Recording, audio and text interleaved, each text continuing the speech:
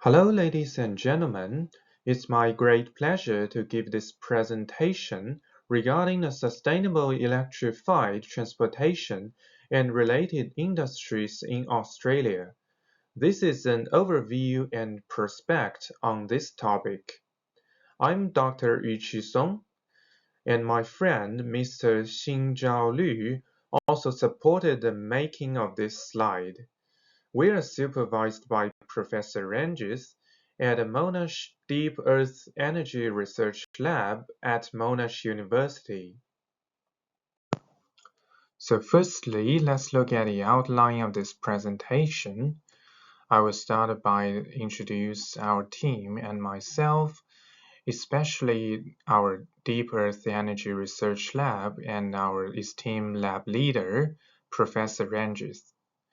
Next, I will introduce Australia's down carbon goals, renewable energy resources, and electrified transportation. Finally, I will introduce some other related industries regarding the electrified transportation in Australia. So now let's look at our team and self-introduction.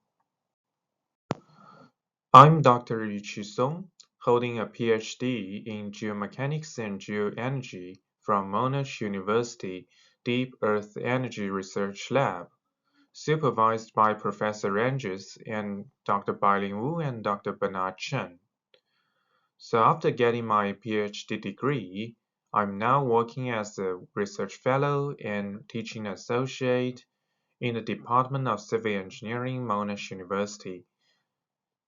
My research is mainly focused on the development of natural gas hydrate, geothermal, and carbon dioxide sequestrations and capture. My research is in line with the United Nations Sustainable Development Goals number 7, 9, 11, 12, 13, and 15. It's my great pleasure to introduce my supervisor, Professor Ranges, who is the world top 2% scientist and the academician of Australian Academy of Technological Science and Engineering and the academician of Chinese Academy of Engineering. So he has published more than 500 publications with 20,000 citations. Professor Ranges is the leader of the Deep Earth Energy Research Lab of Monash University with the following research topics, including the CO2 sequestrations, geothermal, coal seam gas, hydrogen fuel, deep mining, and gas hydrate. Now let's turn to the second topic, Australia's down carbon goals. So Australia aims to cut down its greenhouse gas emission by 26 to 28% from 2005 levels. It's the 2030 target. And for the 2050 target, it will achieve the net zero emission. That is the carbon neutrality.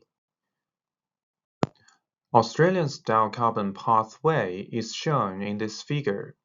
It will reach the net zero by 2050 by the following ways like the technology investment, the global technology trend, the international and domestic effort, and some further technology breakthroughs. Australia will invest a lot in down carbon industries. For the Australian government, they plan to invest more than 20 billion Australian dollars in low carbon technologies in the next decade. For the private sectors, they will use more than 80 billions of Australian dollars to invest in the related industry. Australia is rich in the renewable energy resources like the wind, solar, and hydro. So let's see that in the part 3. Currently, renewable energy accounts for 39% of Australia's power generation, and this number is to increase to 50 by 2030, which is higher than the global average. Among the 39% of the renewable energy resource, the wind and the roof solar account for the top two energy resources, followed by the medium and large-scale solar, hydro, and some bioenergy. Please note that the coal, including the brown coal and black coal, still account for more than 50% of Australia's energy resources. It's worthwhile mentioning that the University of New South Wales, which is a very famous university in Australia, has made a great breakthrough in solar power by achieving over 40% efficiency in converting sunlight to electricity. This research is funded by the famous Australian Renewable Energy Agency and also supported internationally. We are proud that our Deep Earth Energy Research Lab, led by Professor Ranges, is the pioneer of the CCUS technology. CCUS means the carbon capture, utilization, and storage, which can turn the high carbon energy resources like the coal and fossil fuel into a low carbon energy resources. Moreover, we are also the pioneer in underground hydrogen storage. As we know, hydrogen is very difficult to be stored because it is so active. Professor Ranges and his team have extensively investigated mineralogical reactions with caprock minerals and favorable pore distribution in sandstone to support the feasibility of large-scale, low-cost, and cross-season hydrogen storage underground. Now let's turn to the electrified transportation in Australia. Australia's path to electrified transportation, including the electrification of railway system and adopting the electric vehicles, and expanding the EV charging stations. Electrified rail networks in Australia, especially in Melbourne and Sydney, is very advanced. Other cities like Brisbane, Adelaide, and Perth also upgrading their networks. Here is the map of the Melbourne City Railway networks, and we can see that our Monash University is located in the southeast Melbourne, and it takes 40 minutes from Monash University to the CBD of Melbourne by the railway.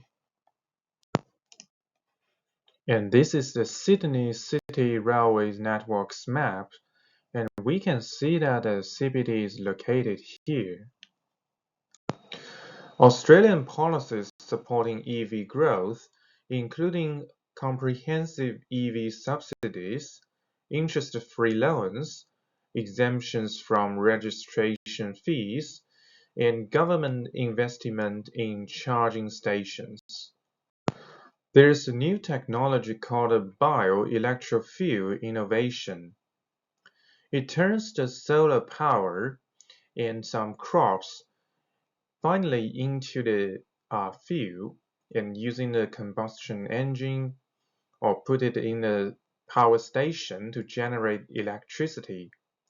This technology is a very good media for energy storage, especially for wind and solar powers. Finally, let's look at other related industries regarding electrified transportation in Australia.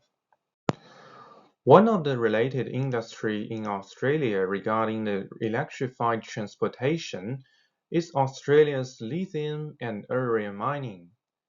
As we know, the lithium mining is the key resources for the high-capacity batteries essential for EVs and energy storage systems. Besides, for the uranium, it is the clean and low-carbon nuclear power generation resources.